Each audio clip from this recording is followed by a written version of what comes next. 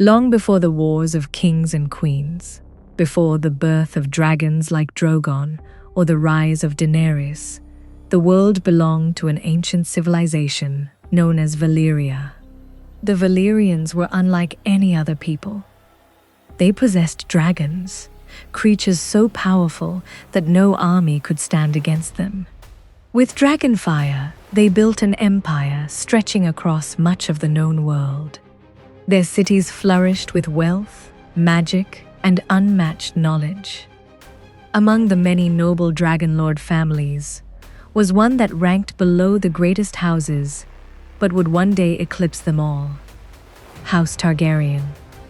Unlike the mighty Dragonlord dynasties that ruled Valyria, the Targaryens lived on its eastern edge.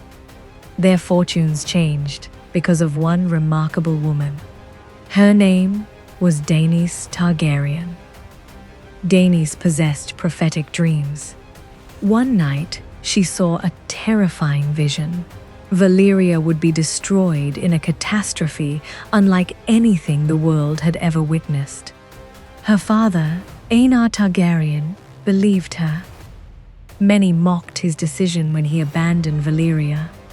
He sold much of his wealth and moved his family, servants, dragons, and possessions west across the narrow sea to a lonely volcanic island called Dragonstone.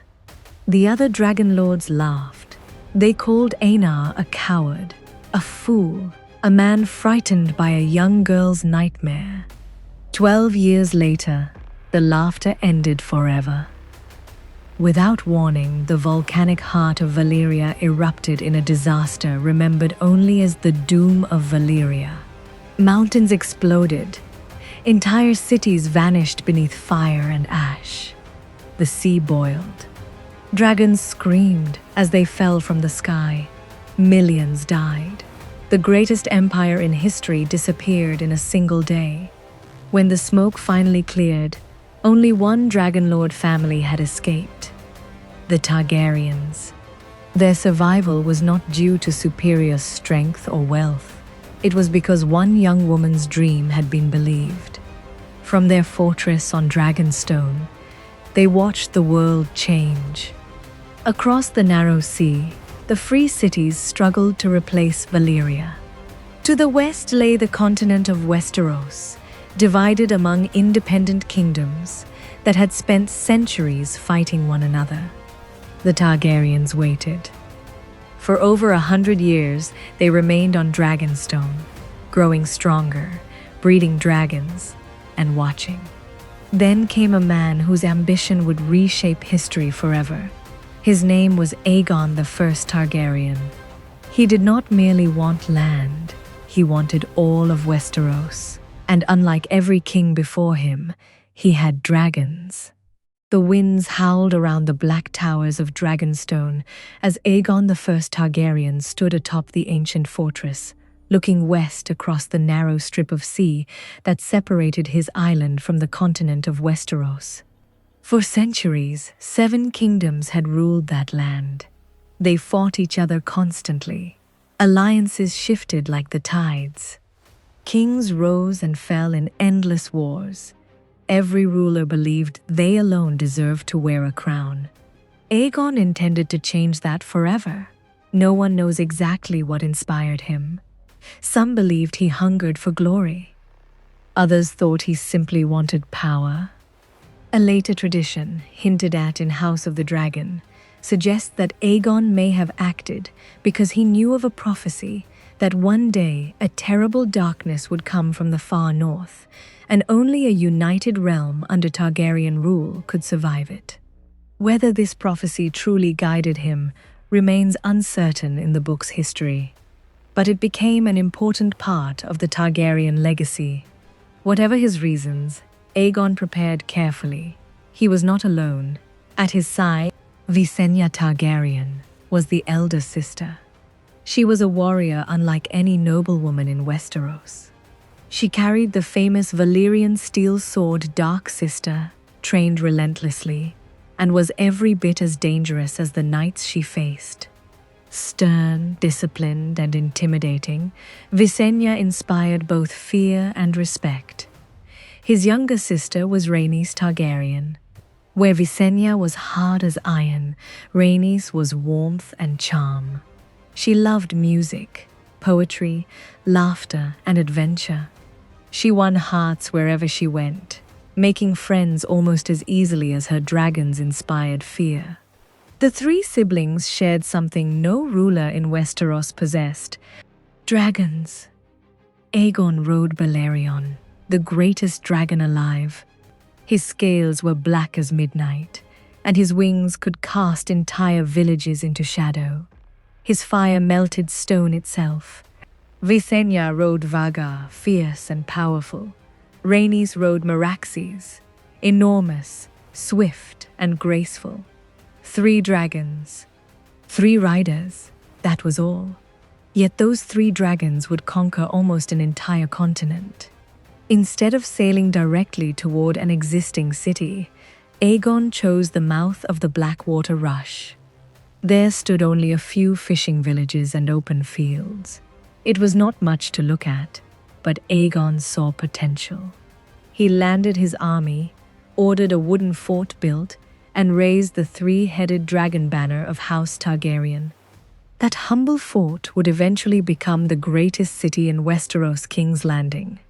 At the time, however, no one believed this small invading force posed much of a threat. After all, 7 kingdoms together vastly outnumbered Aegon's soldiers. The kings laughed. They would soon regret it. Aegon did not attack everyone at once.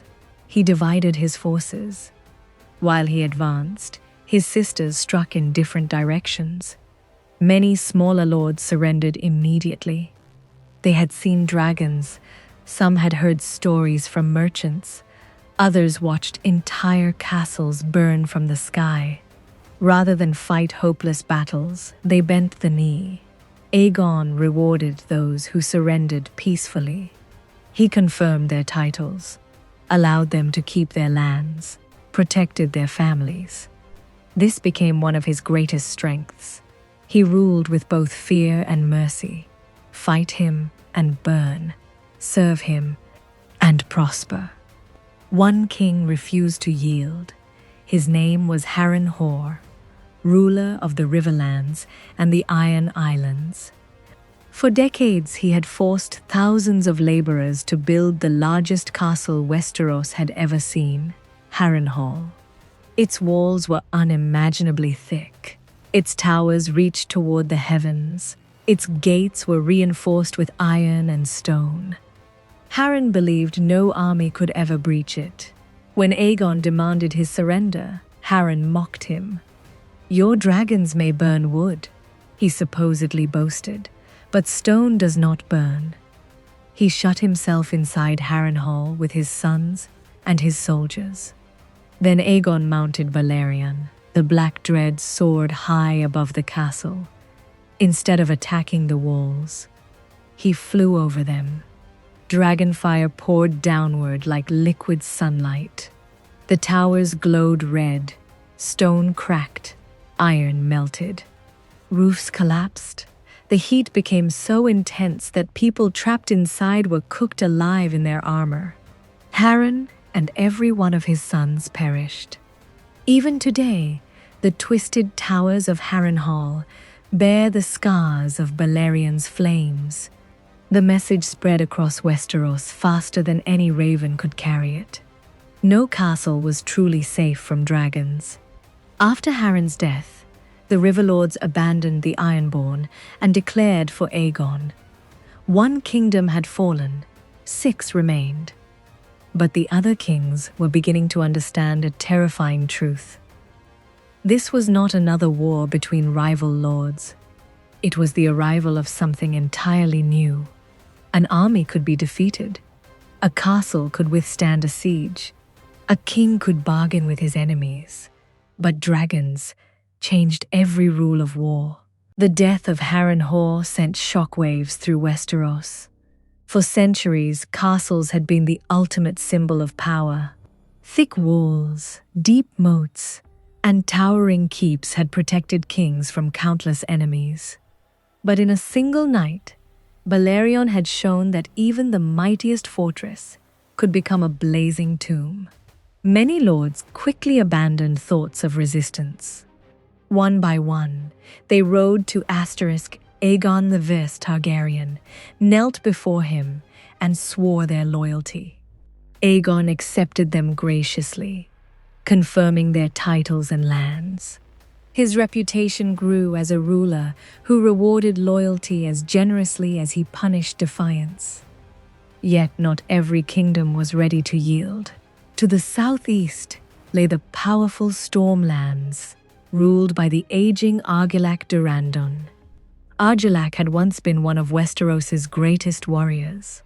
Proud, fearless, and stubborn, he had spent his life defending his kingdom from rivals. Now, in his old age, he faced an enemy unlike any before. When Aegon first sought an alliance, Argilac rejected it with scorn. He considered the Targaryens little more than foreign upstarts. The king reportedly responded with insults so severe that diplomacy became impossible. War was inevitable. Aegon sent his trusted friend and commander, Orys Baratheon, to lead the invasion of the Stormlands. Rumors swirled that Orys was Aegon's half-brother, though no official acknowledgement was ever made. Argilac marched out to meet him. The weather seemed to side with the Storm King. Rain lashed the armies. Winds howled across the battlefield. Mud swallowed horses and slowed soldiers. The battle became known as the Last Storm. Argilac fought with the courage that had made him famous. Though advanced in years, he personally led charges against Orys's forces, cutting down many enemies. But age and exhaustion eventually caught up with him. The Storm King fell in battle. His reign, and the ancient line of the Durrandon kings, came to an end. Back at Storm's End, Argilac's daughter, Argella Durrandon, refused to surrender. She declared herself queen. She barred the gates. She ordered her soldiers to prepare for a siege. Unlike many rulers who had already bent the knee, Argella intended to fight until the end. But those inside the castle saw no hope. They knew dragons could destroy walls. They knew their king was dead. Continuing the war meant certain destruction. Rather than obey Argella, her own men betrayed her. They seized her, stripped away the symbols of her authority, tied her hands, and delivered her naked and in chains to Orys Baratheon. Orys was appalled by the humiliation she had suffered. Instead of celebrating, he ordered that she be treated with dignity.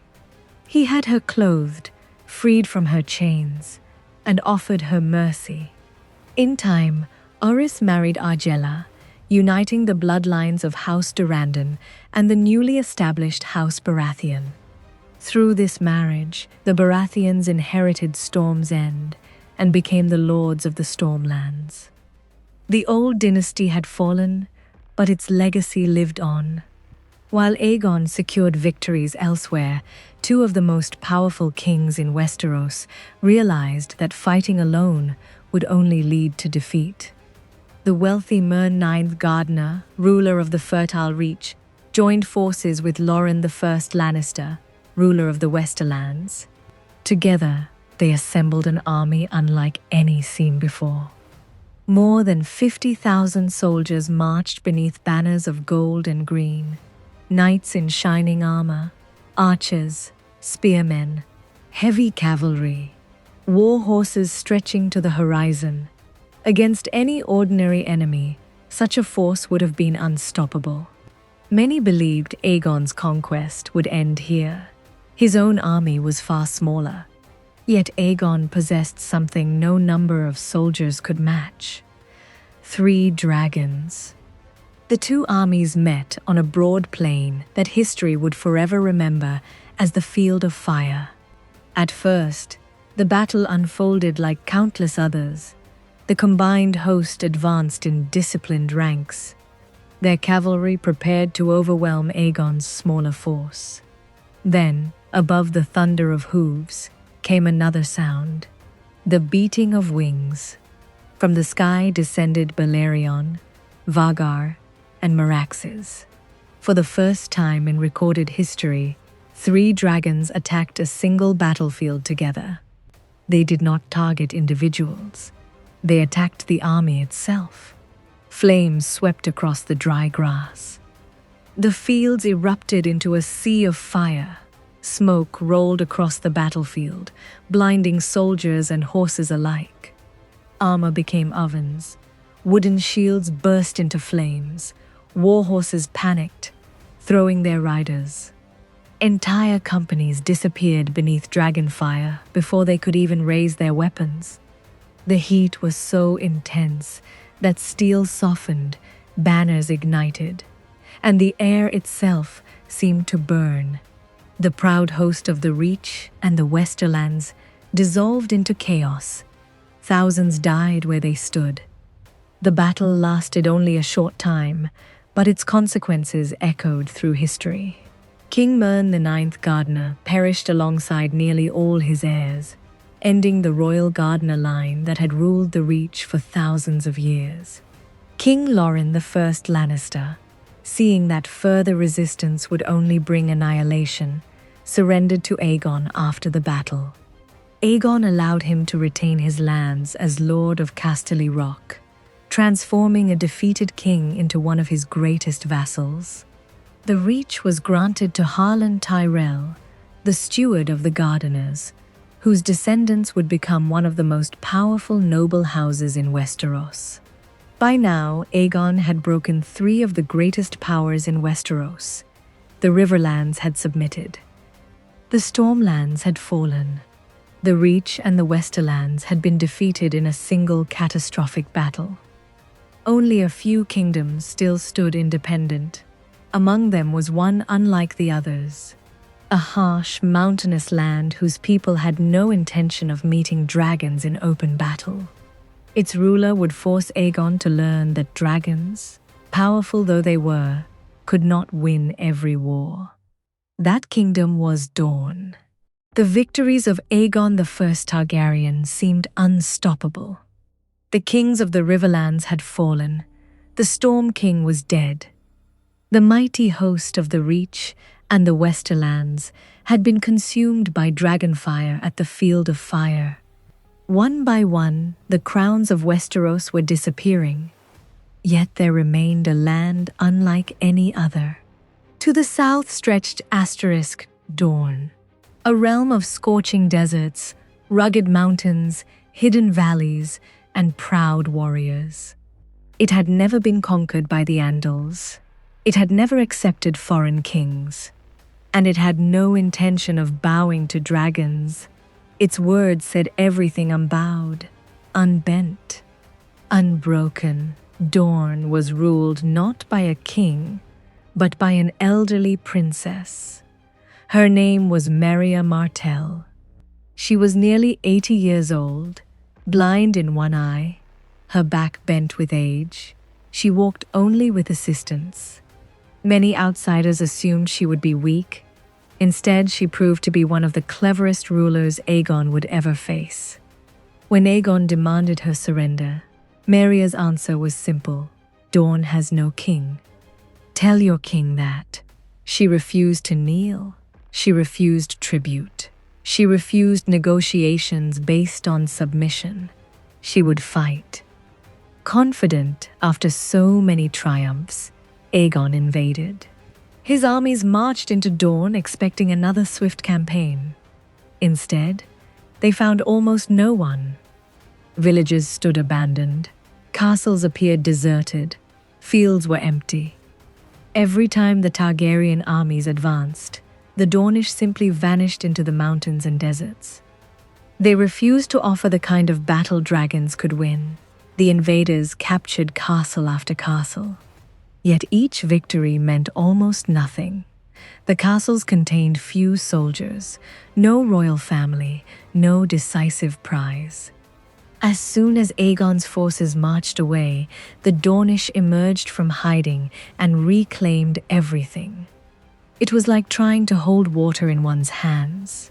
Frustrated, Aegon turned once again to his dragons. Balerion, Vhagar, and Meraxes swept across Dorne. Strongholds burned, watchtowers collapsed, storehouses became ash. Entire settlements disappeared beneath dragonfire. The destruction was terrible, yet the strategy still failed. The people themselves rarely remained where the dragons struck. When one town burned, its inhabitants had already fled. When one castle fell, another resistance group appeared somewhere else.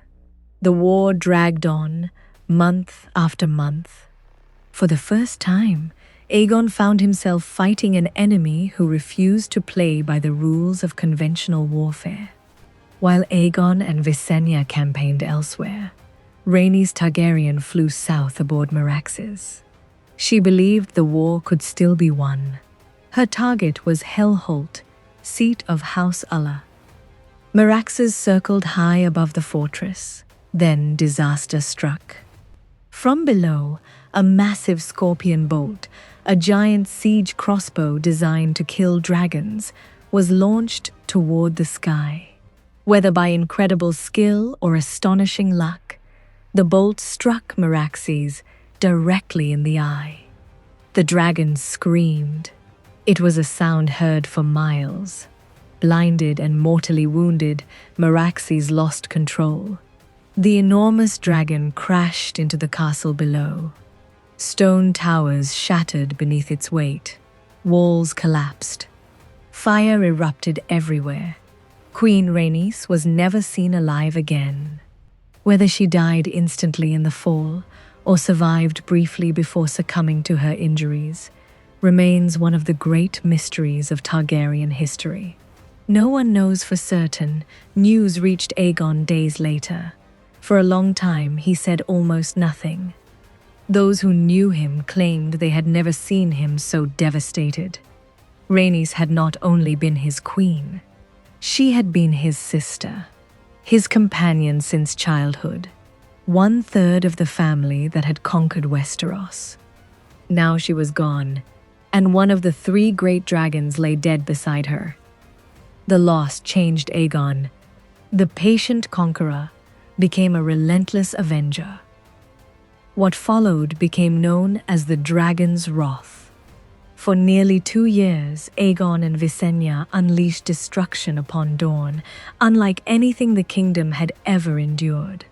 Almost every major castle was burned at least once. Some were attacked repeatedly. The dragons flew by day and by night. No fortress was considered safe. No noble house escaped entirely. Fields were scorched, harbors destroyed, roads left empty. Even so, the Dornish refused to surrender. Their rulers moved constantly. Their armies struck from hiding. Supply lines vanished. Messengers disappeared. Small victories came at enormous cost. The dragons could burn Dorne, but they could not rule it. Then, one day, something extraordinary happened. A Dornish envoy arrived under a banner of peace. He carried a sealed letter for Aegon. No one knows what was written inside. The contents have never been revealed. The mystery has fascinated maesters and readers for centuries. Some believe it contained proof that Rhaenys had survived for a time. Others think it threatened the life of Aegon's young heir. Still others believe it offered information so personal that only Aegon could understand its significance. Whatever the truth, Aegon read the letter. Witnesses said his face changed. Without a word, he mounted Balerion and flew alone to Dragonstone. When he returned, he accepted peace. The war ended. Dorne remained independent. It would not formally join the Seven Kingdoms until nearly 2 centuries later, through diplomacy and marriage, rather than conquest. For the first and only time in his conquest, Aegon had failed to bring a kingdom under his direct rule. It was a humbling lesson. Dragons could win battles. They could destroy castles. They could terrify armies. But they could not force every people to surrender. Some victories demanded something greater than fire. While Aegon the First Targaryen fought in the south, another king was marching from the far north. He ruled the largest kingdom in Westeros, a land of vast forests, frozen lakes, towering mountains, and ancient castles. This was the north, and its ruler was Torrhen Stark. The Starks had been kings in the north for thousands of years. They had survived invasions by the Andals, wars with wildlings, and countless struggles against rival houses. No foreign ruler had ever conquered them. When news of Aegon's victories arrived, Torrhen did not rush to surrender. Instead, he gathered his banners. Thousands of northern warriors marched south. They crossed rivers, forests, and open plains, determined to defend their ancient kingdom. Eventually, Torrhen's army reached the banks of the Trident. Across the river waited Aegon. The Targaryen king had fewer soldiers, but behind his lines stood something the North had never faced: 3 dragons. Although Meraxes had not yet been lost during this point in the conquest, the memory of Field of Fire was still fresh. Every lord in Westeros had heard how tens of thousands of soldiers had been shattered by dragonfire. Torrhen's scouts brought back grim reports. The dragons were larger than anyone had imagined. Balerion alone seemed capable of swallowing horses whole. His wings darkened the ground as he flew overhead.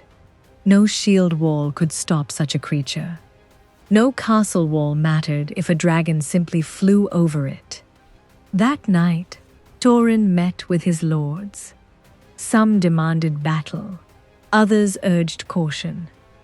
His bastard brother, Brandon Snow, supposedly offered a desperate plan. He volunteered to sneak into Aegon's camp under cover of darkness and kill the dragons while they slept. Whether such a feat was even possible is doubtful. The dragons were heavily guarded, and no one truly knew if they ever slept deeply enough for such an attack. Torrhen listened, then he refused. He understood something many proud kings had failed to accept. A battle would not merely decide his own fate. It would decide the fate of the North itself. If he fought and lost, thousands of northern men would die. Ancient noble houses might vanish forever. The North could be left broken for generations. A king's first duty, he believed, was not to preserve his crown. It was to preserve his people. At dawn, Torrhen crossed the river. Not with an army ready for battle, but with his closest lords. He approached Aegon peacefully. Before the assembled armies, Torrhen Stark removed his crown.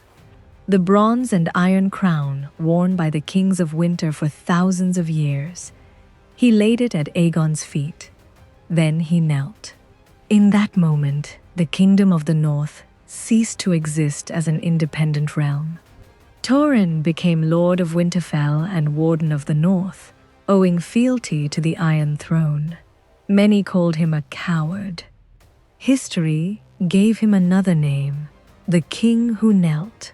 Yet countless Northerners lived because of that decision. Unlike Harren the Black or Mern Gardner, Torrhen sacrificed his crown instead of his people. It was a choice that would be debated for centuries. With the North peacefully submitted, nearly all of Westeros recognized Aegon's authority. Only Dorne remained outside his rule. The High Septon, spiritual leader of the Faith of the Seven, accepted Aegon as king. This was a crucial moment. Many Westerosi had viewed the Targaryens as foreign conquerors from distant Valyria. Receiving the blessing of the faith gave Aegon's rule a sense of legitimacy that military victories alone could not provide. Aegon wanted a throne unlike any other. He did not want one carved from marble or made of gold.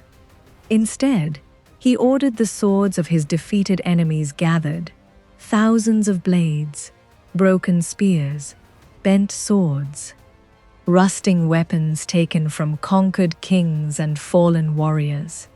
Dragonfire from Balerion melted and twisted them together into a single monstrous seat. It became known as the Iron Throne. It was enormous, uneven, jagged, covered with sharp edges. Unlike comfortable thrones built for luxury, the Iron Throne constantly reminded its occupant that ruling should never be easy. Many kings were cut by its blades. Some believed the throne rejected rulers it considered unworthy.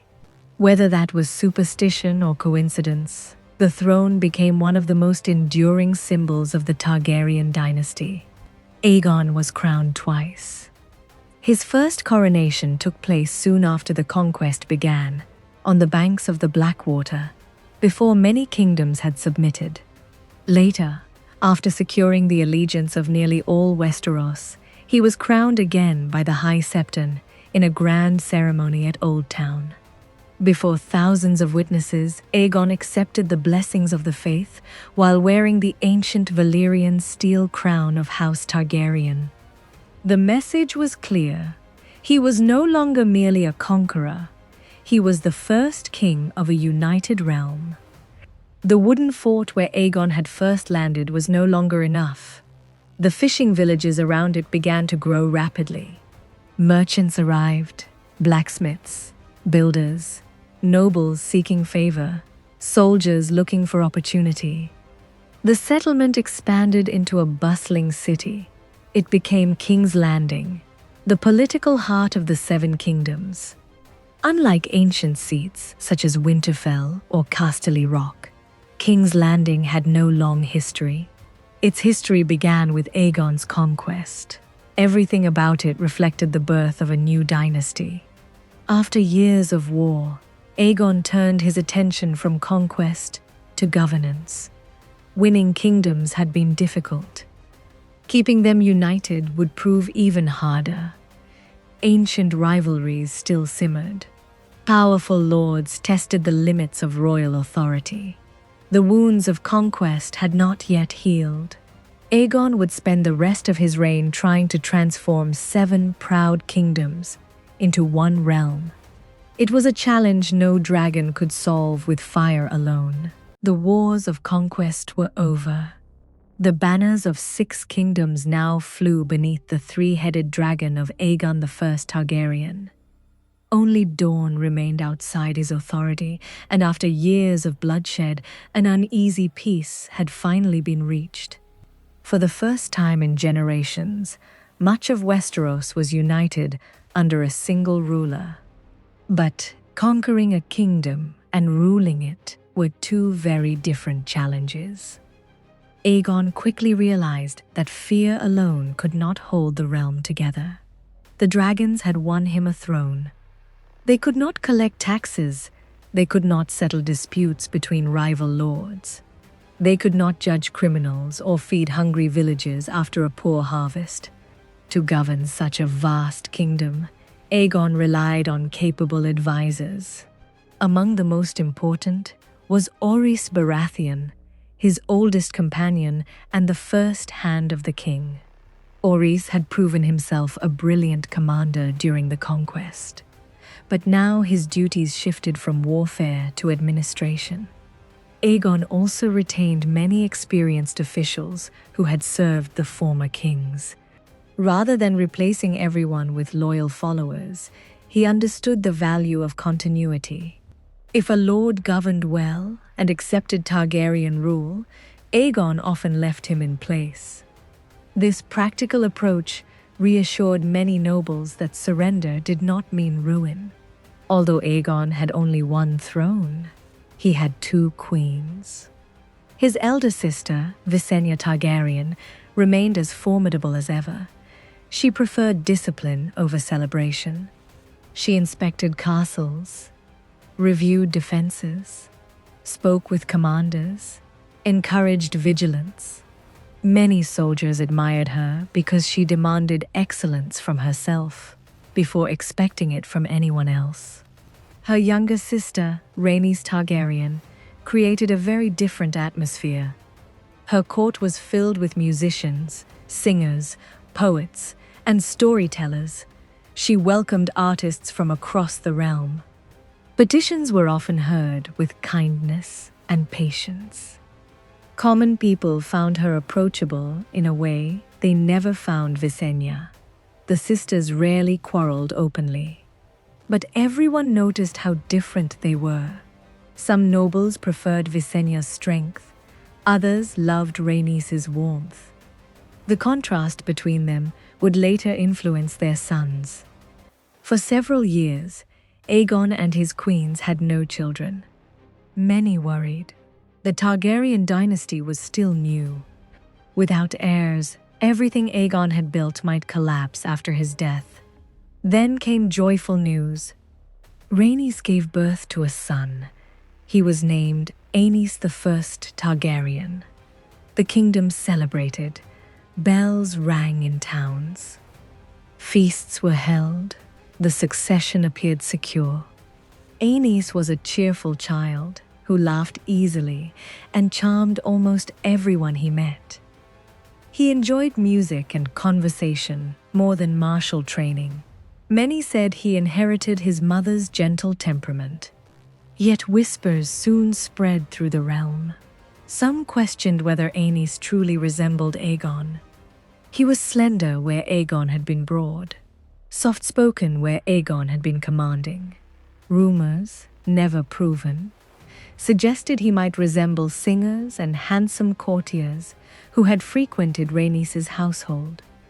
There was no evidence to support these claims, but gossip has always flourished in royal courts. Aegon publicly acknowledged Aenys without hesitation. To him, the boy was his heir. Years later, Visenya also bore a son. She named him Maegor I Targaryen. From infancy, Maegor seemed completely different from his older half-brother.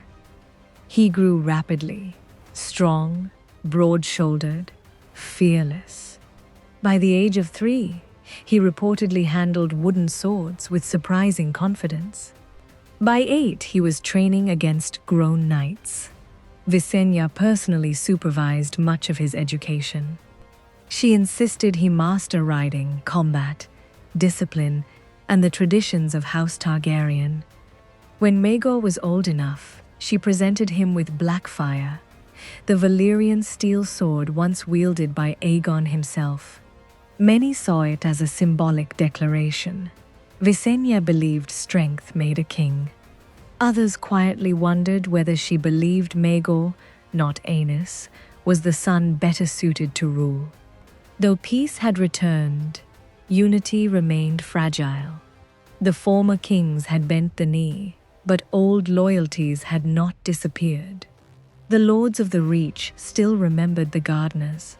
The Stormlords still remembered the Durandons. The Ironborn resented losing their independence. In taverns and castles alike, people argued about the Targaryens. Some praised Aegon for ending generations of warfare. Others called him a foreign conqueror whose dragons had forced obedience. The greatest challenge came not from rebellious nobles, however. It came from religion. The faith of the Seven had accepted Aegon as king, but acceptance did not mean complete approval. The Targaryens continued to follow the ancient Valyrian custom of sibling marriage. To the faith, this was deeply troubling. The High Septon had tolerated Aegon's marriages because opposing 3 dragons would have been disastrous. Yet many Septons and devout believers regarded the practice as sinful. As long as Aegon lived, few dared challenge him openly. But beneath the surface, resentment slowly grew. That resentment would erupt after Aegon's death. As the years passed, Aegon ruled steadily. His dragons remained unmatched. His authority appeared absolute. His sons grew toward adulthood.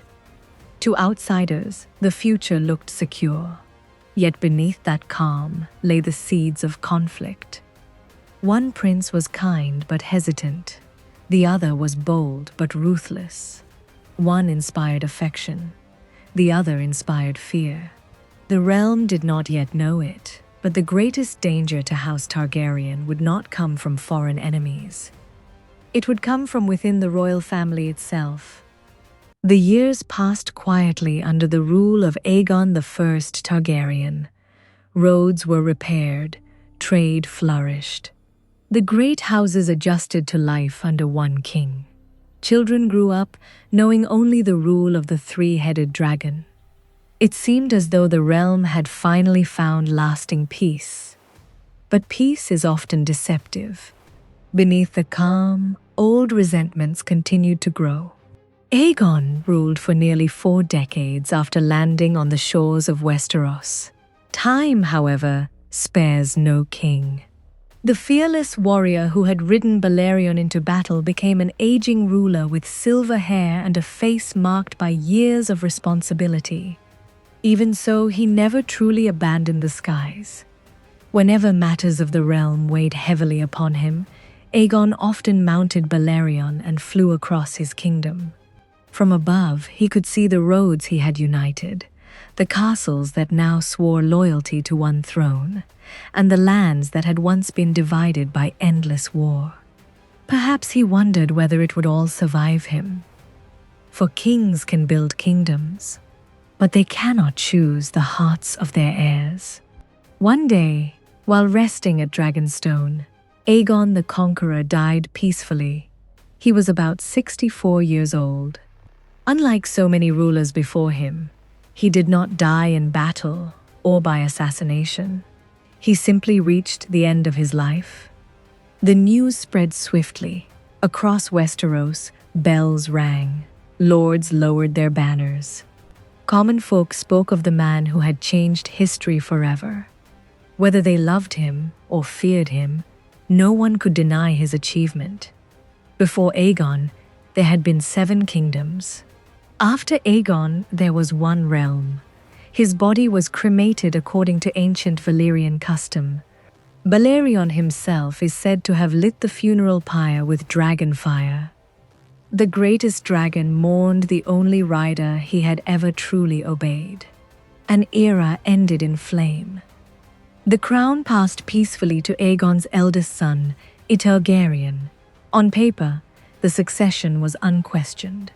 He was the acknowledged heir, the eldest son of the Conqueror, a dragon rider, a man of noble character. Yet almost immediately, problems emerged. Aenys wanted everyone to like him. He listened to every complaint. He hesitated before making difficult decisions. He often delayed action, hoping conflicts would solve themselves. Unfortunately, kingdoms rarely reward indecision. No sooner had Aegon died than ambitious men began testing the new king. Across the realm, rebellions erupted. Some minor lords declared independence. Others refused taxes. A few pretenders even claimed they possessed better rights to rule than the young Targaryen king. Under Aegon, such challenges would have been crushed immediately. Under Aenys, they lingered. He called councils, requested advice, sent letters, changed his mind, sent new letters. His uncertainty encouraged further unrest. Many began asking a dangerous question. Was the dragon still strong? Or had the realm inherited a weak king? Watching all of this was Aenys' younger half-brother, Maegor Targaryen. Everything about Maegor contrasted with Aenys. Where Aenys avoided conflict, Maegor welcomed it. Where Aenys preferred diplomacy, Maegor trusted the sword. By now, Maegor had become one of the finest warriors in Westeros. Even experienced knights hesitated before facing him. His mother, Visenya Targaryen, remained fiercely protective of her son. Many believed she considered him the stronger heir.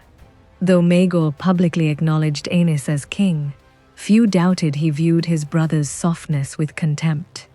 The greatest crisis came from the faith of the Seven. For years, the faith had reluctantly tolerated the Targaryens' practice of marrying brother to sister because Aegon and his sisters had been backed by dragons and military strength. Now Aegon was gone. Many within the faith believed the time had come to challenge those customs. When Aenys arranged a marriage between his children, following the old Valyrian tradition, the reaction was explosive. Septon after septon denounced the union as sinful. Crowds gathered in outrage. The militant religious orders known collectively as the Faith Militant took up arms. The realm was no longer facing scattered rebellions.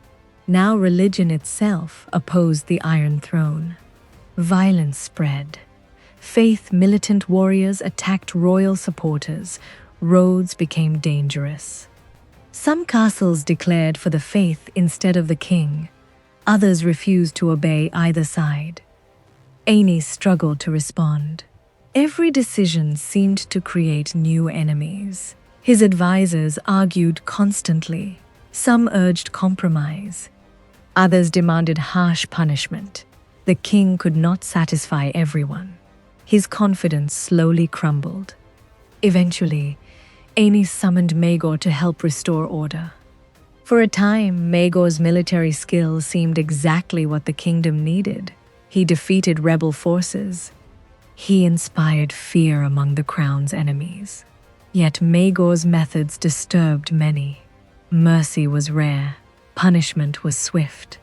Where Aenys sought reconciliation, Maegor often chose execution. Some praised him as the only man capable of saving the dynasty. Others whispered that he enjoyed violence far too much. The crisis deepened when Maegor took another wife while his first wife was still alive. This directly violated the teachings of the faith. The outrage was immediate. Even Aenys could not ignore it. Under enormous pressure, the king ordered his own brother into exile. Maegor left Westeros and sailed across the narrow sea. Many believed they had seen the last of him. They were wrong. The endless rebellions, religious unrest, and political pressure overwhelmed Aenys. Never a strong man physically, he became increasingly frail. He lost weight. He slept poorly. He trusted fewer people each passing month. His health declined rapidly. Some believed stress alone was killing him.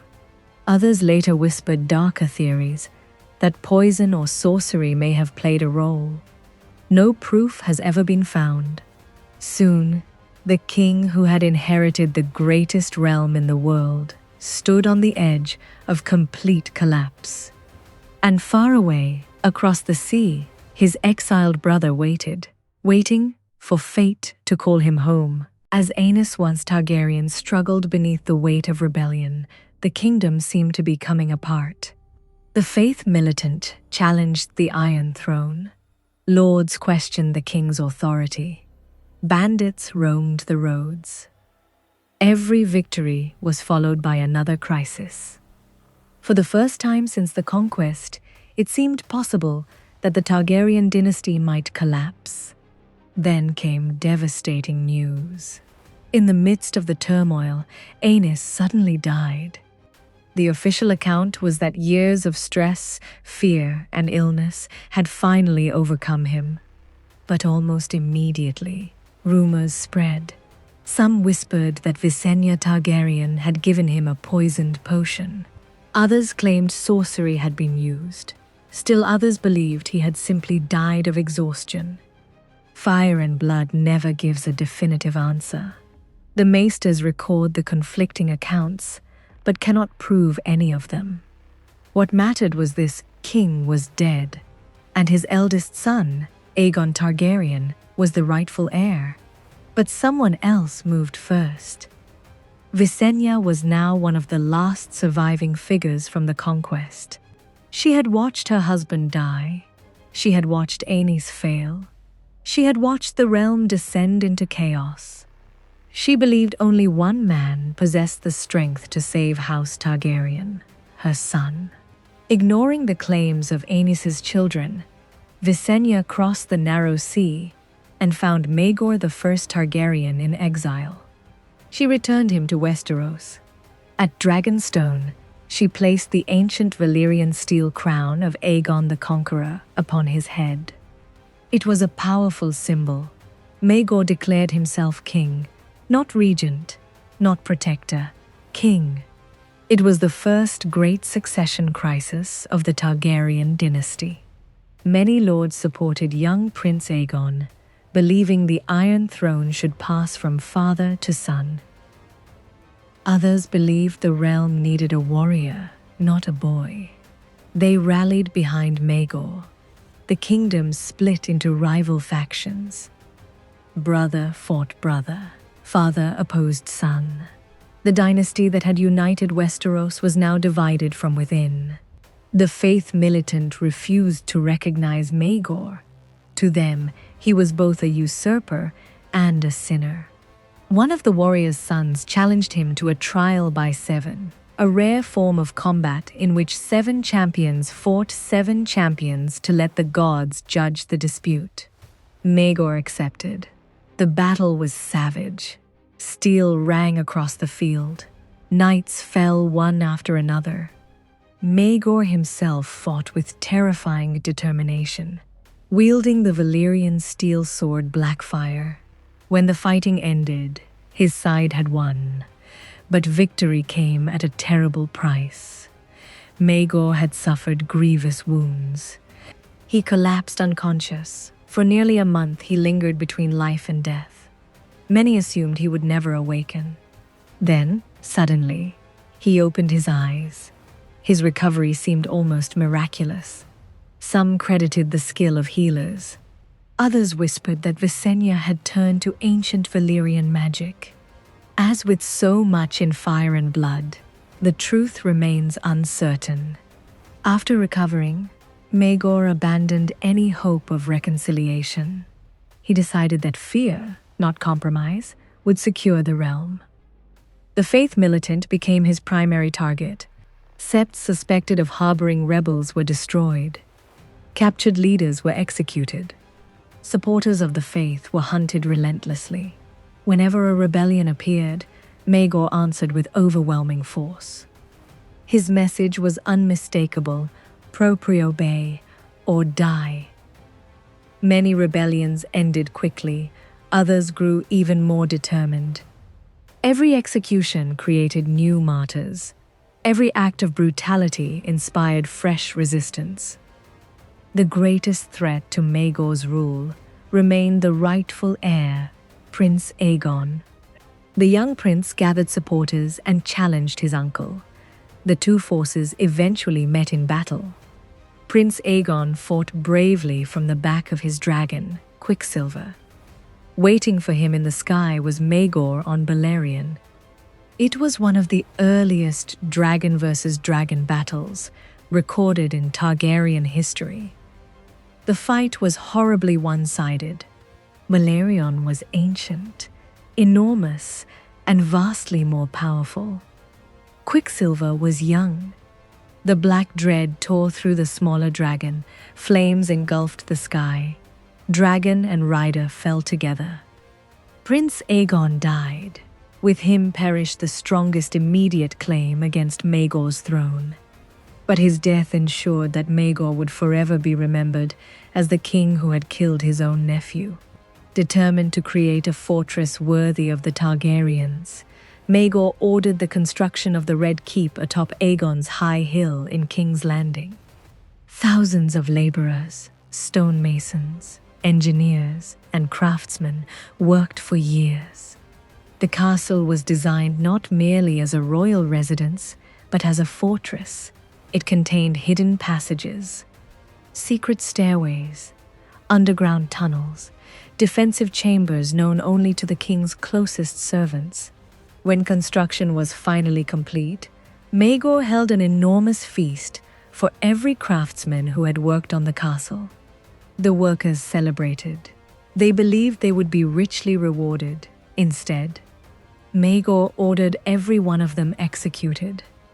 According to the chroniclers, he wanted the castle's secrets known only to the royal family. No builder would live to reveal them. Whether every detail of this story is literally true is impossible to know, but it became one of the defining tales of his reign and cemented his terrifying reputation. Despite marrying multiple women, Maegor remained without a living child.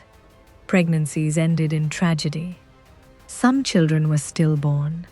Others were described by the chroniclers as grotesquely deformed.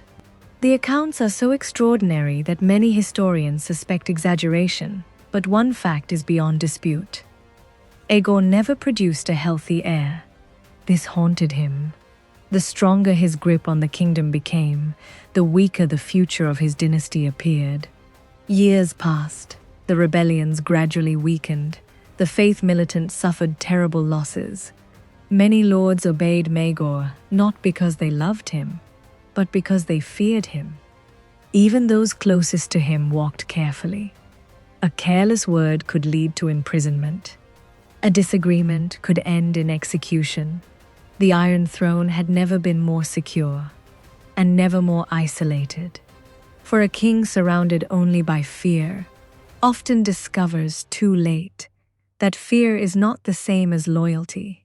For 6 long years, Maegor I Targaryen ruled the 7 kingdoms through fear. The great lords obeyed because they had to. The small folk prayed for better days. The faith militant had been battered, but not broken.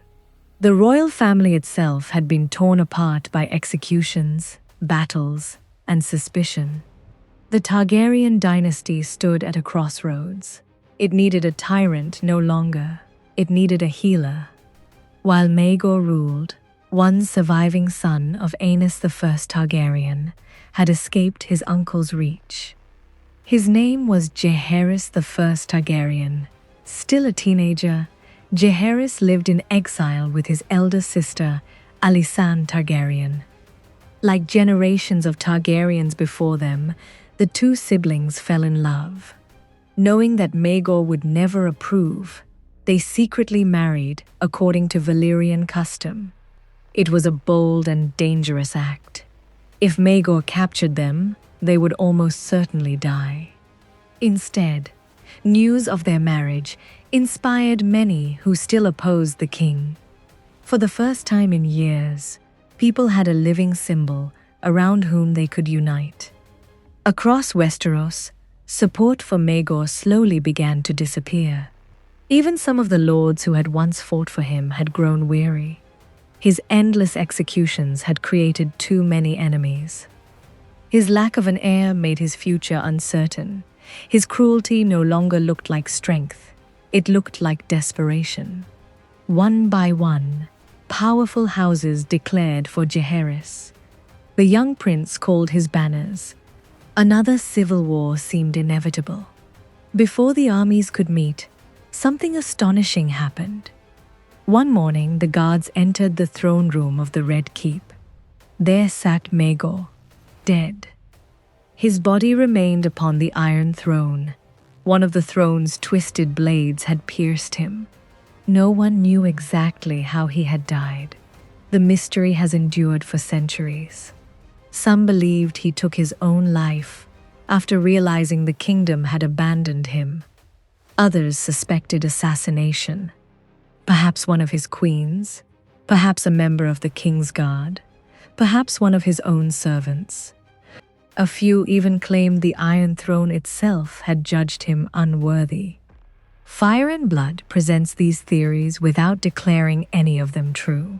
Maegor's death remains one of the great unsolved mysteries of Targaryen history. With Maegor gone, Jaehaerys was proclaimed king. He was only 14 years old.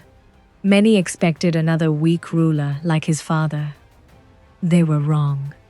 Unlike Aenys, Jaehaerys listened carefully, but he also acted decisively. Unlike Maegor, he understood that fear alone could never unite a kingdom. He possessed patience, curiosity, intelligence, and perhaps most importantly, He knew how to compromise without appearing weak. These qualities would earn him one of the greatest reputations in Westerosi history.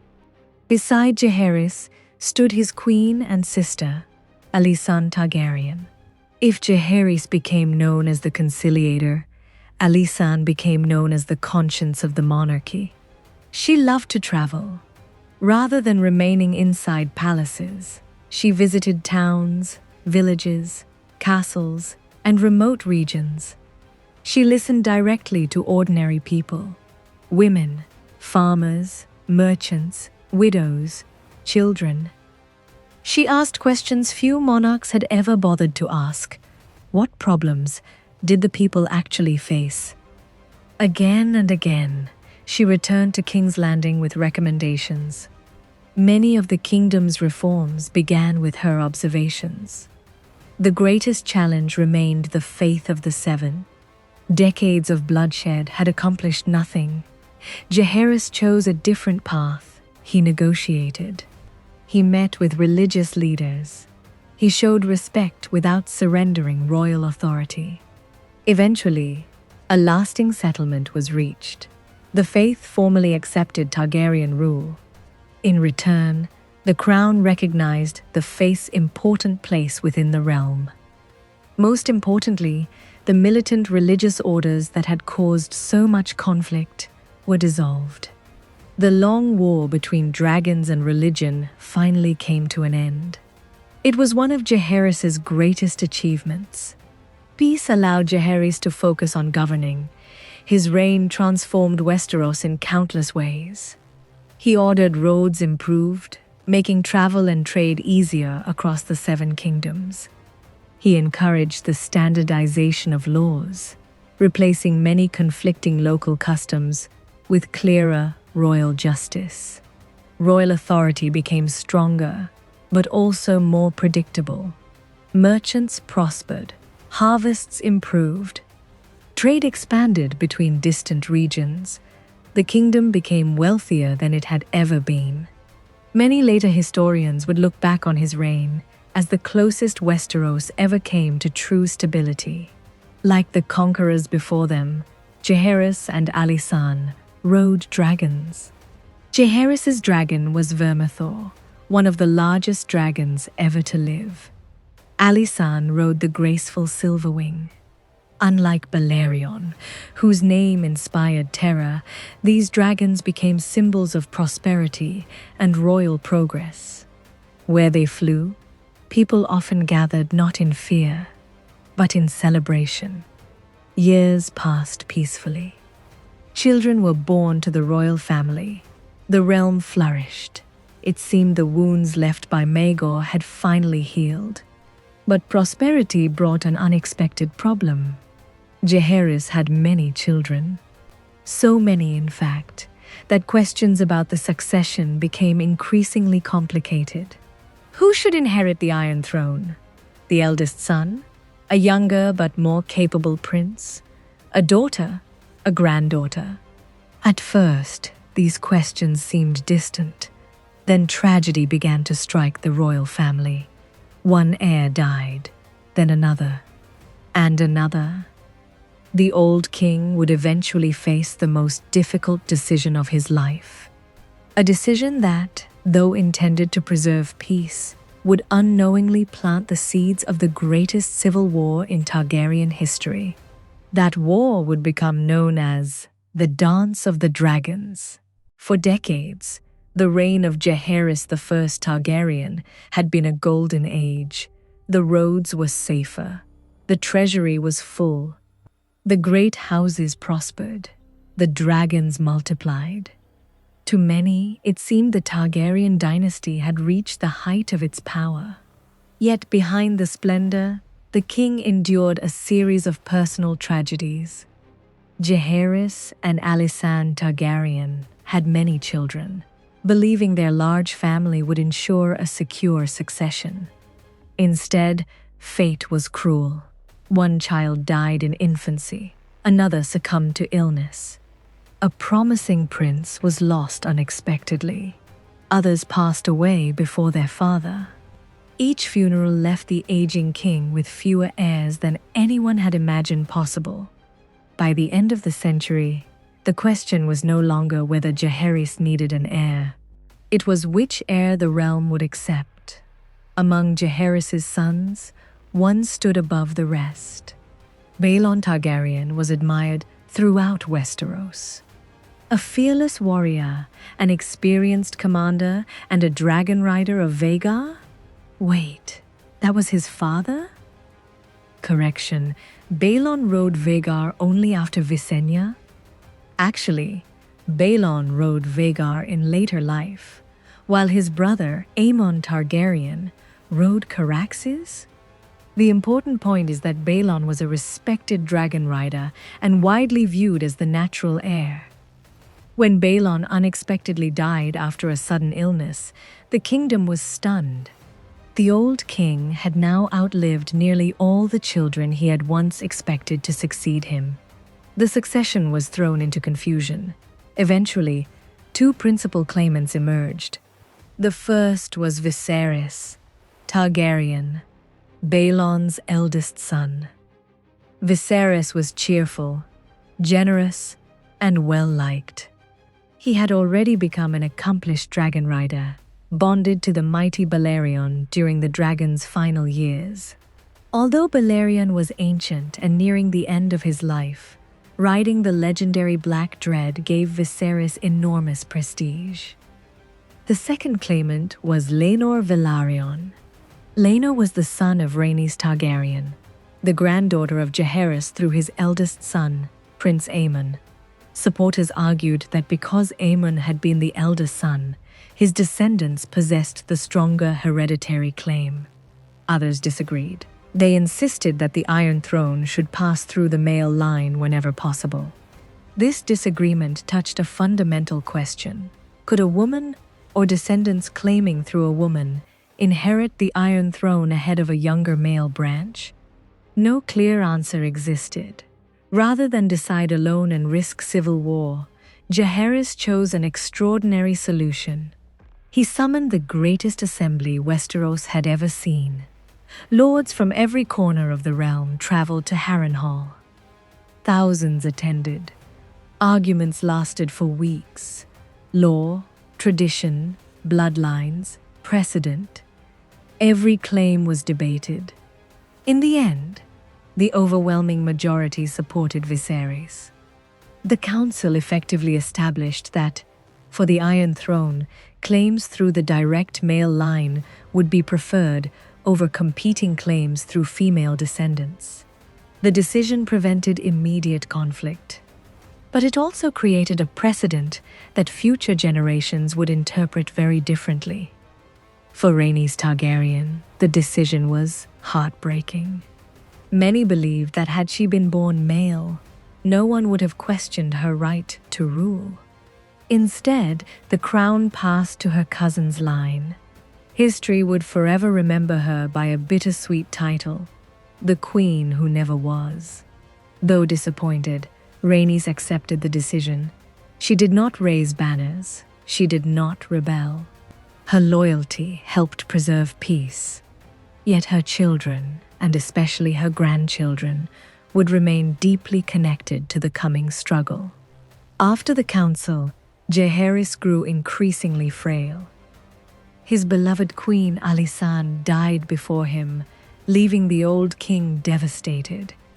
He had ruled for more than half a century. He had transformed Westeros from a fragile conquest into a functioning kingdom. He outlived most of his children, most of his friends, even many of the dragons that had once filled the skies. When Jaehaerys finally died, the realm mourned sincerely. Few kings had ever earned such respect. Many later historians would remember him as the greatest ruler the Seven Kingdoms ever knew. The Iron Throne now passed peacefully to Viserys I Targaryen. His accession appeared to confirm that the Great Council had solved the succession question once and for all. The realm celebrated. The dragons were numerous. The treasury was healthy, the great houses were largely united. It seemed that another long and prosperous reign was about to begin. But history often hides disaster behind moments of confidence. Viserys was kind, generous, forgiving. He loved feasts, tournaments, and family gatherings. What he did not love was making painful decisions. And before his reign was over, one decision about his own succession would plunge the Seven Kingdoms into the bloodiest civil war they had ever known. The age of peace was ending. The dance of the dragons was approaching. When Viserys the First Targaryen ascended the Iron Throne, the Seven Kingdoms celebrated. Unlike his predecessor, the stern and tireless Jaehaerys the First Targaryen, Viserys was warm, approachable, and generous. He loved tournaments more than battle. He preferred feasts to councils. He delighted in family gatherings and the company of friends. Many believed his reign would continue the peace and prosperity established by his grandfather. For a time, they were right. Never before had House Targaryen seemed so powerful. More dragons lived than at any other point in their history. Nearly every member of the royal family either rode a dragon or expected to claim one. The royal treasury was overflowing. Trade flowed freely across the Seven Kingdoms. The great houses respected the crown. No foreign kingdom dared challenge Westeros directly. Looking back, historians often describe this period as the peak of Targaryen power. Ironically, it was from this peak that the dynasty began its fall. Viserys was deeply devoted to his wife, Aemma Arryn. Their marriage had produced several pregnancies, but tragedy struck again and again. Most of their children died before or shortly after birth. Only one survived, a daughter. Her name was Rhaenyra Targaryen. From an early age, Rhaenyra captured the hearts of the court. She was intelligent, confident, strong-willed. She adored dragons and became one of the youngest dragon riders in the family's history, bonding with Syrax. Her father loved her dearly. She often accompanied him during court sessions, quietly observing how a king governed. Many believed she would grow into a remarkable ruler. Not everyone looked to Rhaenyra as the future. Viserys had a younger brother, Daemon Targaryen. If Viserys represented kindness, Daemon represented ambition. He was charismatic, brilliant in battle, impulsive, dangerous. He loved adventure more than responsibility. He served as commander of the City Watch of King's Landing and transformed the organization into an effective fighting force. His men became famous for their gold cloaks, a tradition that would last for centuries. Yet Daemon constantly quarreled with the king's advisors. Some viewed him as the greatest warrior of his generation. Others considered him utterly unfit to rule. One thing was certain: no one ignored him.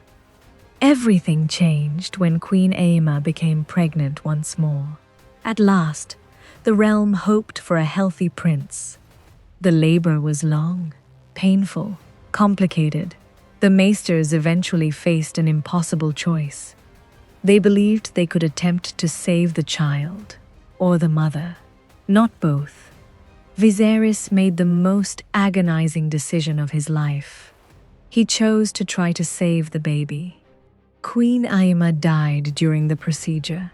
The infant son lived only briefly before dying as well. Within a single day, the king lost both his beloved wife and the male heir he had desperately wanted. The grief nearly destroyed him. The succession immediately became the greatest issue facing the realm.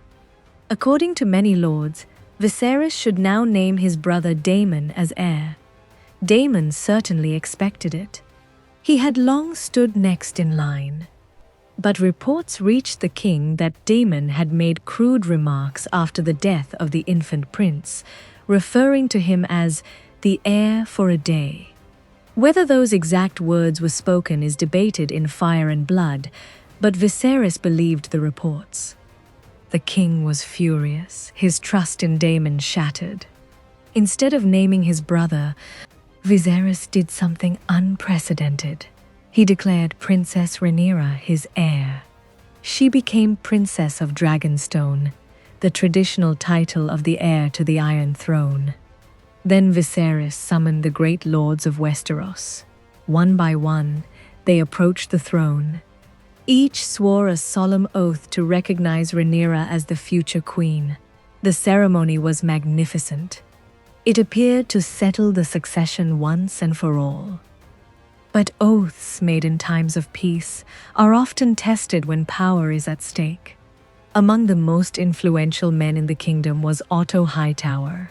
Calm, patient, exceptionally intelligent. Otto had served Viserys faithfully for years.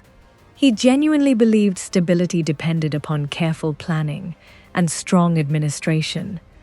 Yet Otto also possessed political ambition. He understood that influence over the royal family could shape the future of the realm. Where Daemon relied on swords and dragons, Otto relied on strategy. The rivalry between these two men would become one of the defining struggles of Viserys' reign. As months passed, the king remained consumed by grief. Members of the court quietly wondered whether he would marry again. Eventually he did. His choice surprised many. Instead of strengthening ties with the powerful House Velaryon, Viserys married Alicent Hightower, the intelligent and courteous daughter of Otto Hightower. The marriage pleased House Hightower enormously.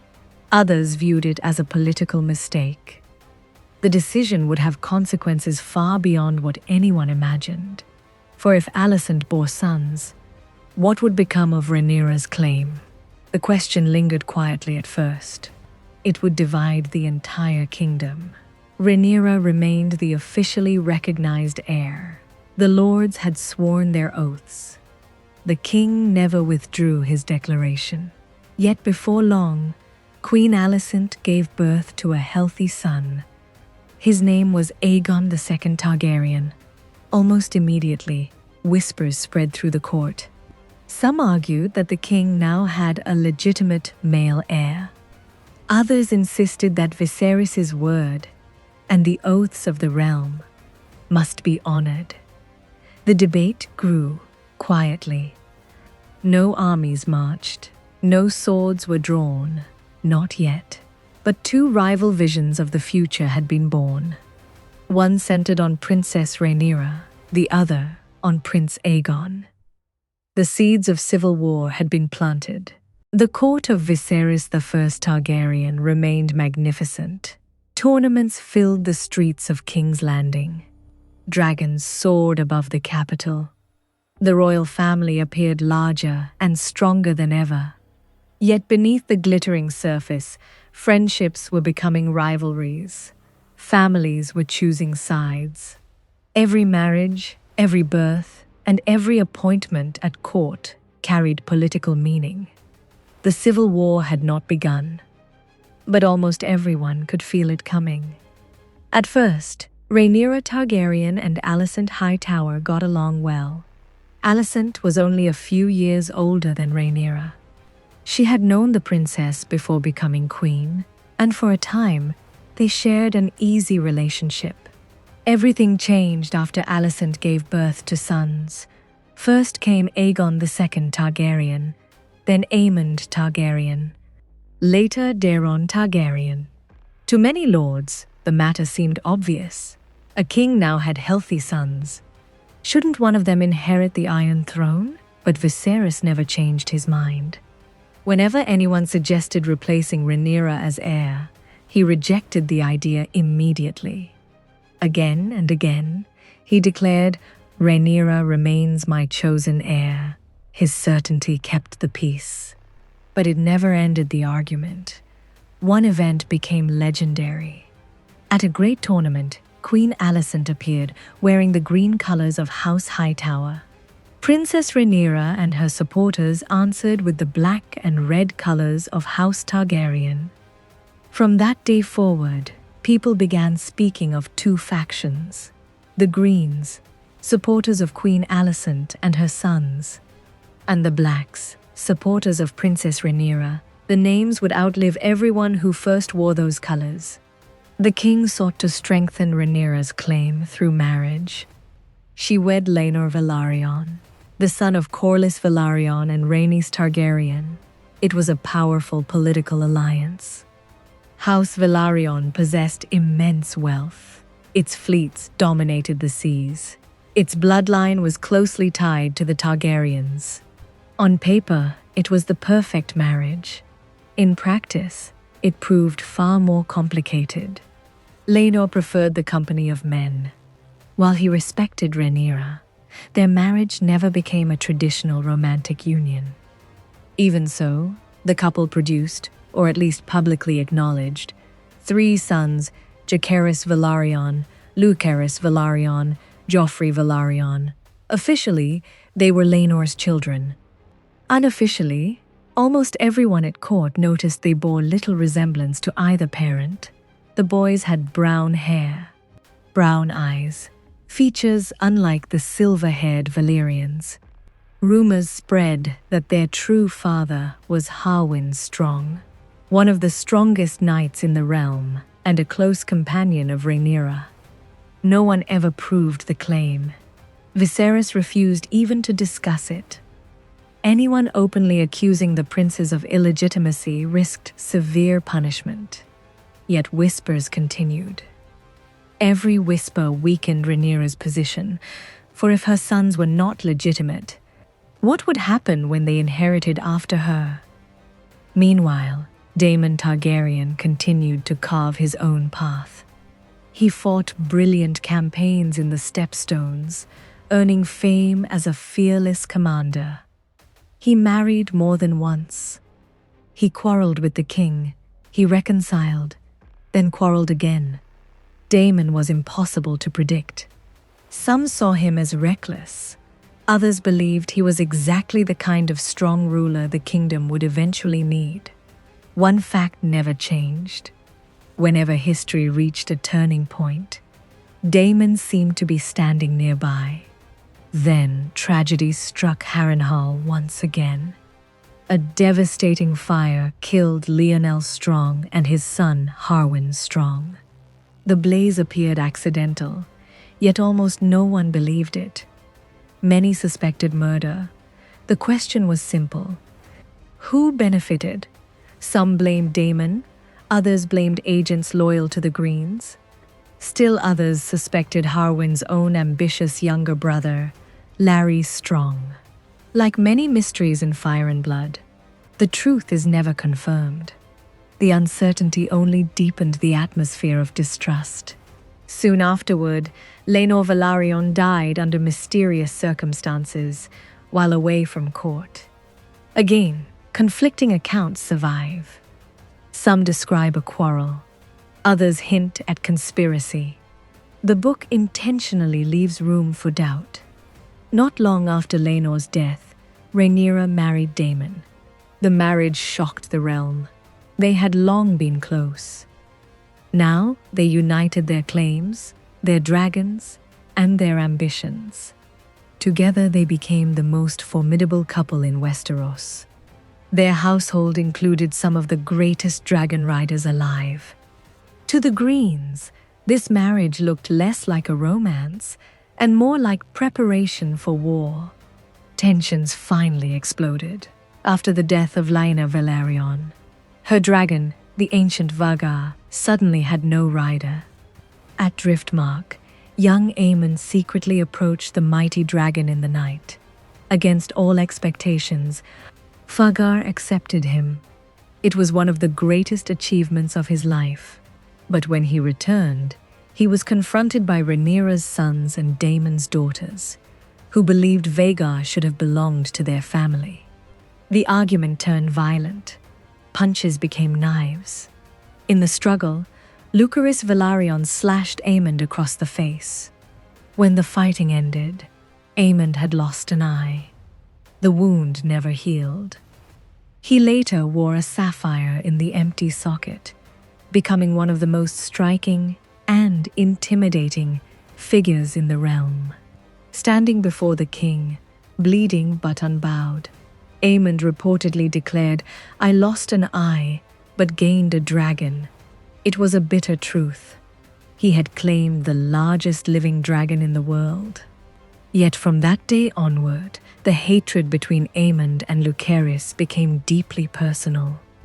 It would one day ignite the first true battle of the dance. King Viserys continued insisting that his family reconcile. He hosted feasts, arranged marriages, demanded that old grievances be forgotten, for one evening at a time. His commands seemed to work. People smiled, shared wine, exchanged polite words. Then they returned to plotting.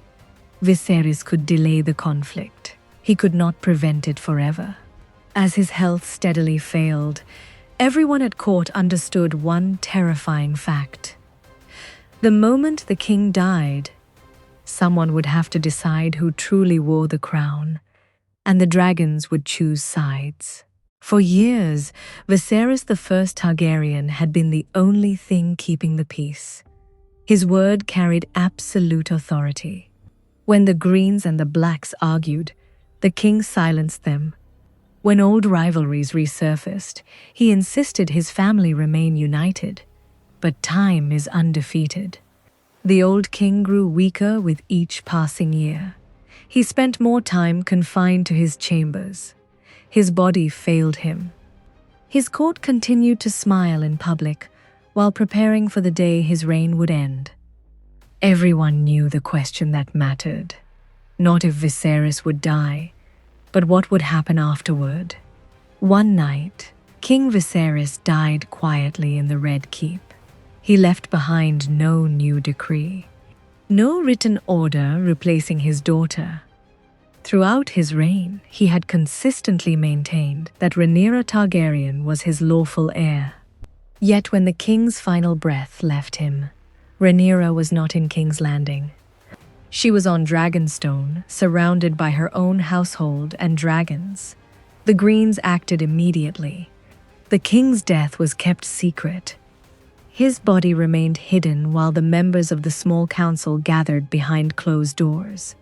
This meeting became known as the Green Council. Present were some of the most powerful people in the realm: Alicent Hightower, Otto Hightower, Criston Cole, other leading supporters of Prince Aegon. The debate was brief. Many had already prepared for this moment years in advance. They argued that the Great Council of 1001 AC had established that a male heir should inherit before a female one. Therefore, they claimed Aegon II Targaryen, the king's eldest son, was the rightful ruler. Others knew this directly contradicted Viserys' repeated public declarations. Nevertheless, the decision had already been made. A coup was underway. The gates of King's Landing were closed. Messengers loyal to Rhaenyra were arrested. Some disappeared. Others were executed. The city was locked down before news of the king's death could spread. One lord after another was summoned. Each received the same choice: swear loyalty to Aegon, or be treated as a traitor. Most submitted. A few refused. Some paid with their lives. There was one unexpected problem. Prince Aegon himself had vanished. When informed that he was to become king, he reportedly resisted. According to several accounts in Fire and Blood, Aegon initially argued that the throne belonged to Rhaenyra because their father had named her heir. Other accounts dispute this, illustrating one of the book's recurring themes. Different witnesses remembered the same events differently. Whatever his initial reaction, his supporters eventually found him. They convinced, or pressured, him to accept the crown. Once he agreed, there was no turning back. In the Dragon Pit, Before thousands of cheering spectators, Aegon was crowned. The ceremony carried immense symbolism. He wore the crown of Aegon I Targaryen. He wielded the Valyrian steel sword Blackfire. The conqueror's own regalia suggested continuity with the dynasty's founder. His dragon Sunfire appeared beside him. Many later called Sunfire the most beautiful dragon ever seen. Its scales shimmered like polished gold in the sunlight. The crowd erupted in celebration. King Aegon II had been proclaimed. Yet another queen still lived. Far away, on Dragonstone, Rhaenyra knew nothing of these events. She was heavily pregnant. Then the news arrived. Her father was dead. Her half-brother had claimed the Iron Throne. The shock was overwhelming. Almost immediately, she went into premature labor. The birth became long and agonizing. The child, a daughter named Visenya, was stillborn. The tragedy devastated Rhaenyra. Many later believed the grief and stress caused the terrible birth. Within days, she had lost her father, her crown, and her child. After recovering enough to stand, Rhaenyra called her supporters together. They gathered in the ancient halls of Dragonstone. There, before her family and loyal bannermen, she was crowned queen. Unlike Aegon II, she did not wear the conqueror's crown. Instead, she wore the crown once worn by Jaehaerys I Targaryen. Different crown, different claim. The symbolism was unmistakable. Two monarchs now claimed the same throne. Two coronations, two governments, one kingdom. War was no longer a possibility. It had begun. Rhaenyra assembled her own advisors. Among them stood Daemon Targaryen, Corlys Velaryon, her sons and their allies. Unlike some of her followers, Rhaenyra did not immediately demand battle. She first wanted to know where the great houses stood, who would honor the oaths sworn to her father. Who would abandon them? Ravens flew in every direction. The realm prepared to choose sides. Both factions possessed enormous strengths. The Greens controlled King's Landing, the Iron Throne, much of the royal treasury, strong support from House Hightower and their allies. The Blacks possessed Dragonstone, the loyalty of Corlys Velaryon and the powerful Velaryon fleet. More dragons and more dragon riders. Neither side believed the war would last long. Each expected a swift victory. Both were terribly mistaken. To win allies, both factions sent envoys across Westeros. Rhaenyra entrusted one of the most important missions to her second son, to Lucerys Velaryon. His destination was Storm's End. His task seemed simple: secure the support of Borros Baratheon. He expected diplomacy. Instead, he found someone already waiting. Standing inside Storm's End was his uncle, One Eye, a sapphire gleaming in the empty socket. Beside him waited the oldest and largest living dragon in the world. Aemond Targaryen had arrived first. The boy who had taken Aemon's eye had now walked directly into his grasp. The first blood of the dance was about to be spilled. The realm still held its breath. Kings had been crowned. Armies gathered. Dragons waited. Yet, despite all the preparations, no great battle had been fought. There was still a faint hope that the conflict might end through negotiation. That hope died in the skies above Storm's End. Young Lucerys Velaryon arrived first, or so he hoped. Instead, he found the great hall already occupied by Aemon Targaryen. Aemond had come on behalf of his brother, Aegon II Targaryen. He had brought generous marriage offers and promises of favor to Borros Baratheon.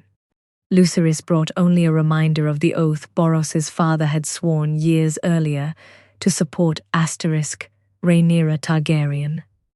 Lord Boros was not impressed. He demanded to know what Rhaenyra offered in return. Lucerys had no marriage proposal, no gifts, no new promises, only an old oath. Boros declined. He refused to support Rhaenyra, but he also refused to violate the ancient custom of guest right. Lucerys would be allowed to leave safely. If the matter had ended there, history might have taken a very different path. As Lucerys turned to leave, Aemond stopped him. Years earlier, at Driftmark, Lucerys had slashed out Aemond's eye. The scar had never faded, neither had the hatred. Aemond demanded payment. Some accounts say he ordered Lucerys to cut out one of his own eyes. Others suggest he challenged him to a duel. Lord Boros refused to allow bloodshed beneath his roof. Reluctantly, Aemond let Lucerys leave. But he did not let him escape. Outside, a violent storm had swallowed the sky. Rain lashed the castle walls. Thunder rolled across the sea. Lucerys mounted his young dragon, Arrax, and took to the air. Arrax was swift and agile, but still young, still growing. Behind him came the thunder of another pair of wings. Vhagar, the oldest, the largest, a living relic of Aegon's conquest. Compared with Vhagar, Arrax looked almost like a hatchling. At first, Aemond appeared content merely to frighten his nephew. Vhagar swept through the clouds, closing the distance with terrifying ease. Lightning illuminated the two dragons as they darted between black storm clouds. The wind howled. Rain blinded riders and beasts alike. Lucerys desperately tried to outrun the ancient dragon, but there was nowhere to hide. Then something happened that would define the dance forever. As Vhagar bore down on them, Arrax panicked. Ignoring Lucerys's commands, the frightened young dragon wheeled around and unleashed a burst of dragon fire toward Vhagar's face. It was little more than an instinctive act of fear. The flames caused no real injury, but they enraged the ancient dragon. Aemond shouted commands. He tried to pull Vhagar away. Yet dragons are not machines, nor are they obedient horses. They are living creatures with ancient instincts. Vhagar ignored her rider.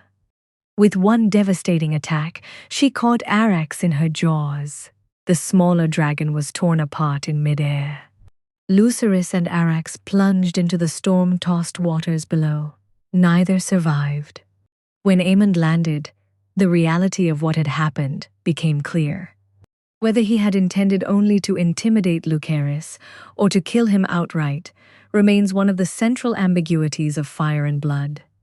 The book presents differing accounts, and no witness could know exactly what passed between rider and dragon in the heart of the storm. What is certain is the result.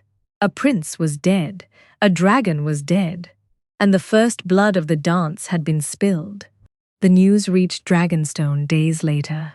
For a long time, no one dared tell Rhaenyra Targaryen. When she finally learned that her son had been killed, witnesses described a profound transformation. The grieving mother, who had still spoken of caution, disappeared. In her place stood a queen determined to wage war.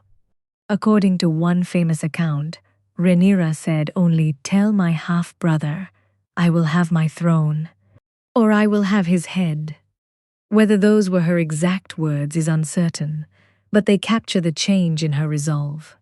From that day forward, compromise became almost impossible.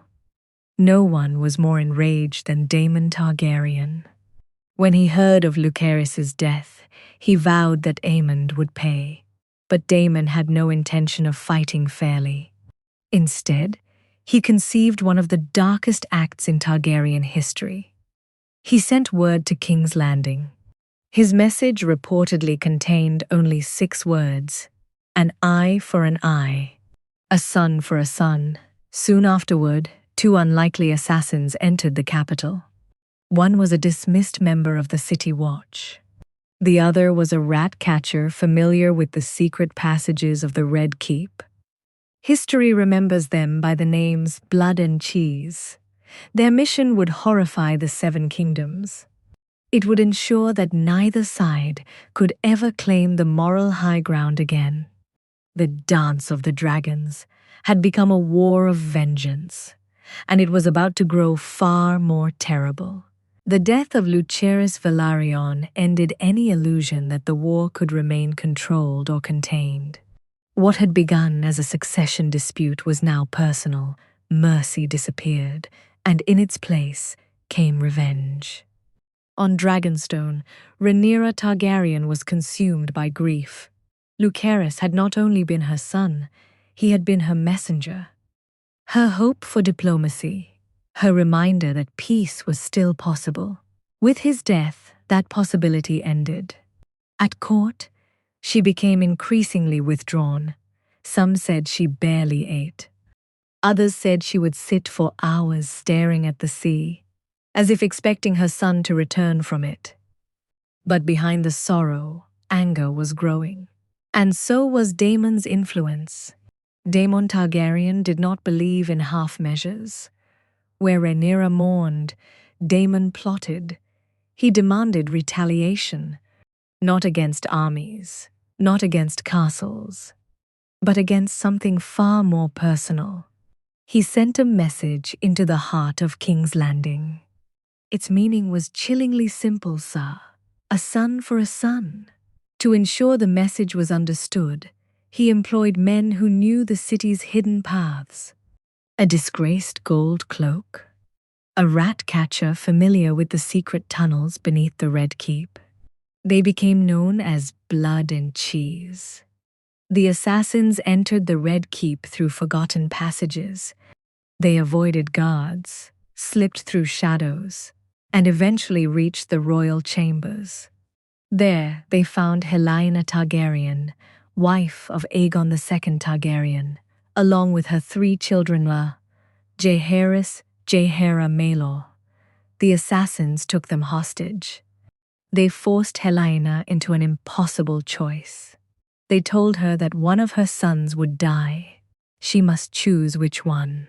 If she refused, they would kill all 3. Helaena was terrified, confused, broken by fear. She pleaded for mercy. She tried to bargain.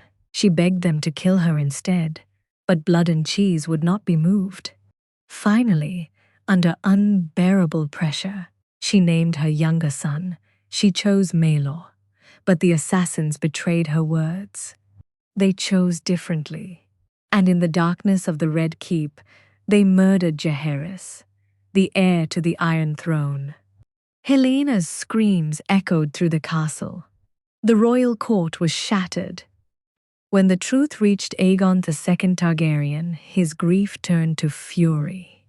The king, who had already lost his throne's legitimacy in the eyes of many, now lost his son. Any remaining restraint disappeared. The Greens responded with overwhelming violence. No longer was this a political struggle. It had become a war of extermination. Across Westeros, noble houses made their final decisions. The Greens, led by Aegon II, controlled King's Landing and the Iron Throne. The Blacks, led by Rhaenyra, held Dragonstone and the loyalty of the Velaryon fleet. Dragons were no longer symbols of power. They were weapons of mass destruction waiting to be unleashed. Every lord understood the truth now. Whichever side won would rule a broken kingdom. The first major dragon clashes began almost immediately. Castles burned.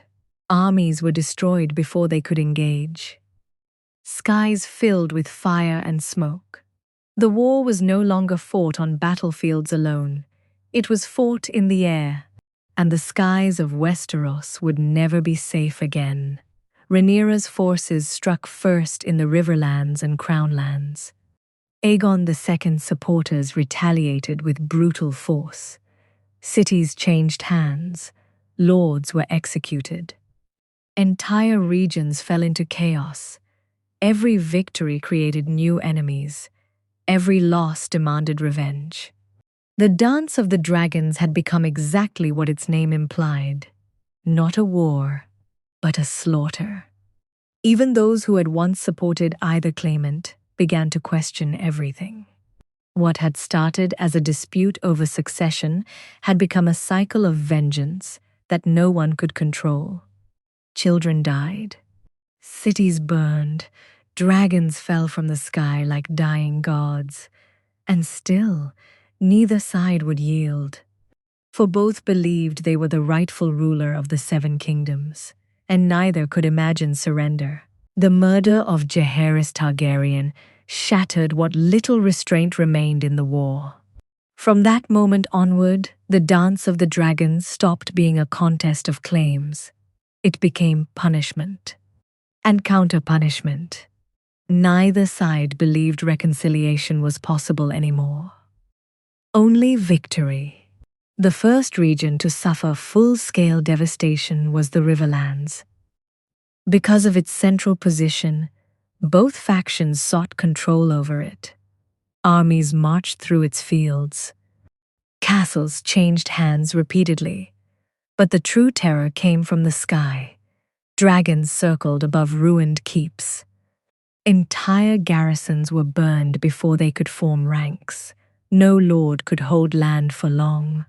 The Riverlands became less a kingdom and more a battlefield. One of the most decisive early clashes of the war occurred at Rook's Rest. King Aegon II Targaryen personally flew into battle aboard Sunfire. Alongside him came Aemon Targaryen, riding the Great Vhagar. Their target was the Black Faction's forces under Rhaenys Targaryen, who rode the formidable Meleys. Rhaenys arrived expecting resistance from ground forces. Instead, she found dragons waiting in ambush. The three dragons met above the castle in a storm of fire. Sunfire was fast and golden, but smaller. Meleys was older, scarred and experienced. Vhagar was ancient beyond comparison. The sky turned into chaos. Fire rained down on the castle walls. Stone cracked. Towers collapsed. Soldiers fled in terror. For a time, Meleys fought with extraordinary skill, striking fast and evading blows. But numbers and size overwhelmed her. Vhagar struck first. Then Sunfire joined. Together, the two dragons brought down the Red Queen. Meleys fell from the sky, and with her, so did Rhaenys Targaryen.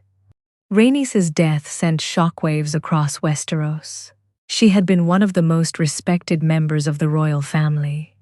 A calm voice in a violent dynasty. Her fall marked a turning point. Now, even the older generation of Targaryens was dying in fire. There were no more moderating voices left, only heirs. Only war. King Aegon II survived the battle, but barely.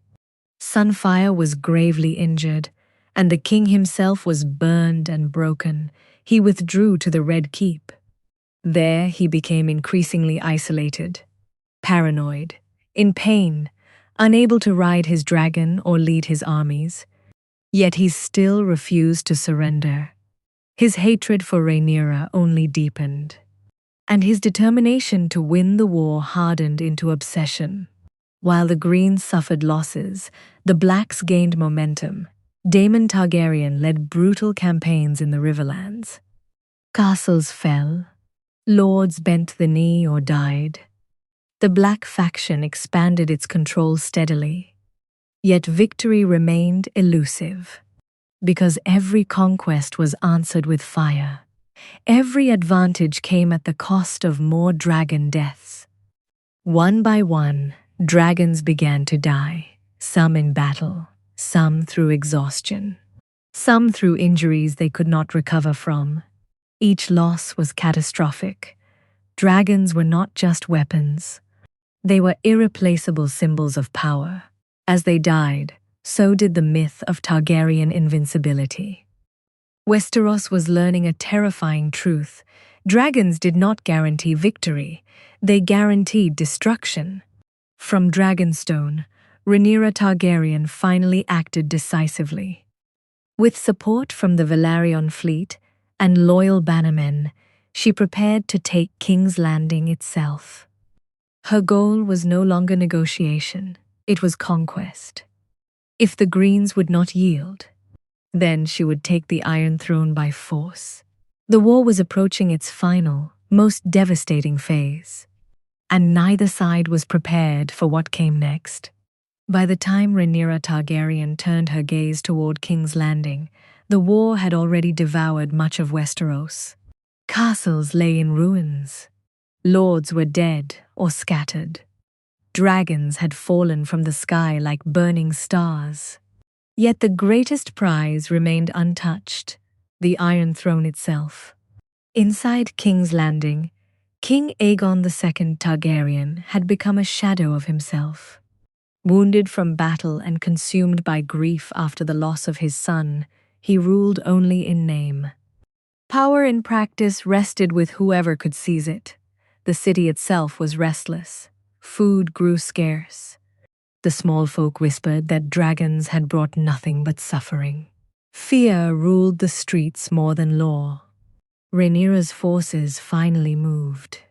With the Velaryon fleet controlling the seas and loyalist lords opening the gates of the Riverlands, the path to the capital was clear. She arrived not as a visitor, but as a conqueror.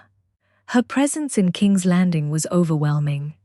The city gates opened. Some cheered, many bowed, others simply watched in silence, unsure whether salvation or doom had arrived. For the first time, Rhaenyra sat upon the Iron Throne, but it did not feel like victory. The throne room was cold. The Iron Throne itself, sharp, twisted, immense, seemed almost hostile. Rhaenyra cut herself repeatedly upon it as she climbed. The crown of kings had never been gentle, and neither had the kingdom it ruled.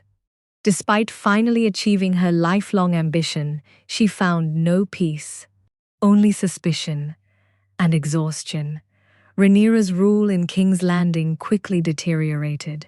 The war had drained the city's resources, food shortages worsened, taxes increased.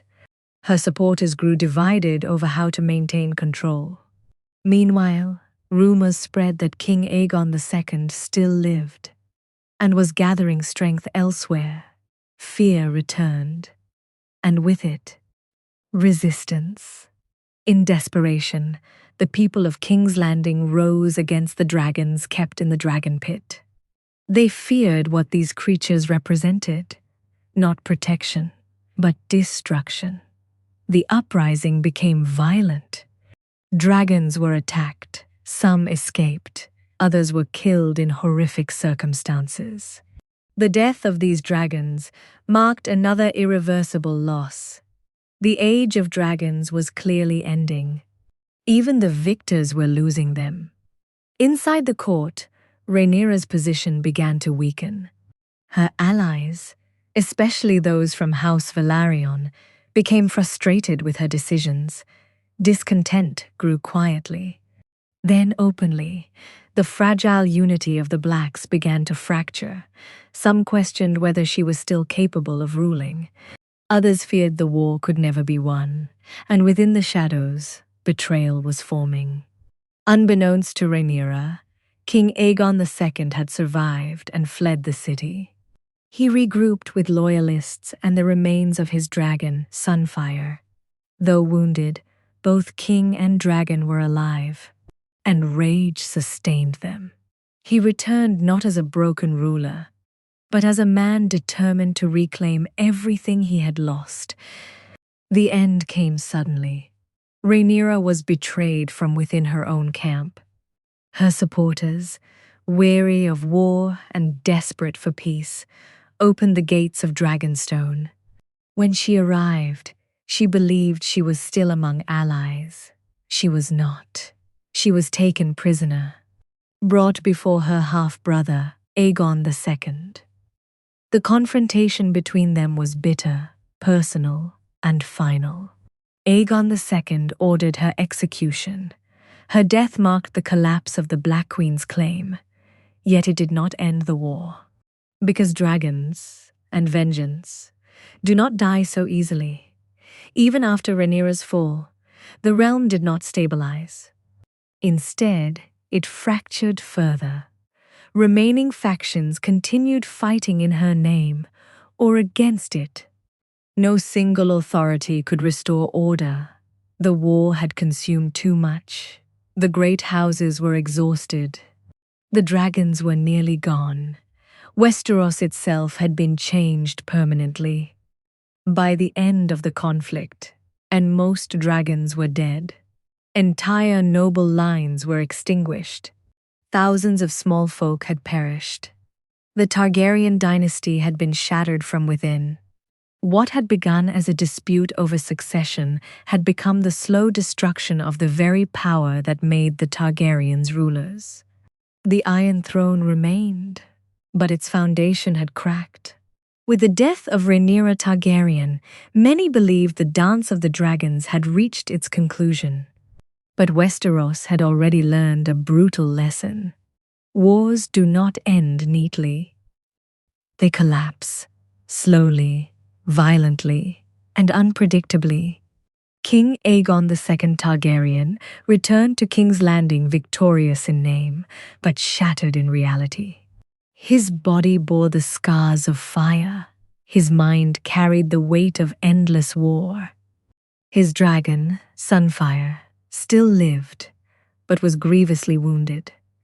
Even in triumph, there was no joy. The city he reclaimed was starving. Its people were exhausted. Its nobility was fractured. There was no throne worth celebrating, only a kingdom that had been hollowed out. Rhaenyra's death did not end the Black faction. Her surviving supporters refused to submit. Her eldest son, Aegon the Younger, was hidden away for protection. Her other son, Viserys II Targaryen, was also lost to the chaos of war. Each side now claimed legitimacy through children too young or too broken to rule. The war had created no clear winner, only survivors. Aegon II's victory proved short-lived. King's Landing remained unstable. Factions within the court plotted against one another. Former allies turned suspicious. Even loyalty could not survive exhaustion forever. And then, in the midst of this fragile peace, Aegon II was poisoned. The identity of his killer remains uncertain in Fire and Blood. Some blamed former Black loyalist. Others suspected Greens who saw him as a liability. Some even whispered darker theories involving hidden conspirators within his own household. What is certain is this: the king died alone, and with him, the last direct challenger to Rhaenyra's children.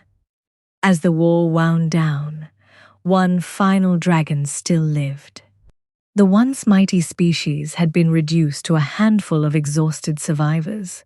The last recorded dragon of this age would die not in battle, but in captivity, starved, neglected, or possibly poisoned. Its death marked the symbolic end of an era. Westeros would never again see dragons in the skies. The Age of Fire had ended. With both claimants gone, the remaining lords faced a grim reality. There was no clear victor, no unquestioned ruler, only children of dead kings. After much negotiation and exhaustion, the realm accepted Aegon the Younger as king.